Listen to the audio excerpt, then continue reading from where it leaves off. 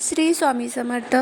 येत्या 10 जूनला म्हणजेच वार मंगळवार या दिवशी आलेली आहे वटपौर्णिमा.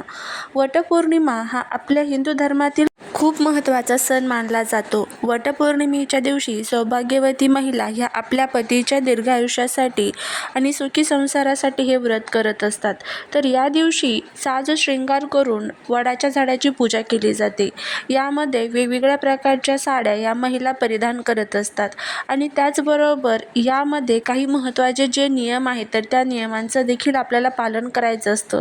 कोणत्या रंगाच्या साड्या घालाव्यात, कोणत्या रंगाच्या घालू नये, कोणत्या रंगाचे आपल्याला बांगड्या घालायच्या आहेत, कोणत्या बांगड्या घालू नये. त्याचबरोबर गर्भवती गरोदर महिलांनी हे व्रत करावे का, मासिक पाळी सुतक विटाळ असेल तर हे व्रत करावे का, कशा पद्धतीने करावे याबद्दलची संपूर्ण माहिती जाणून घेण्यासाठी खाली दिलेल्या छोट्याशा त्रिकोणावरती क्लिक करा. त्या व्हिडिओमध्ये संपूर्ण माहिती अगदी व्यवस्थितपणे तुम्हाला मिळून जाईल.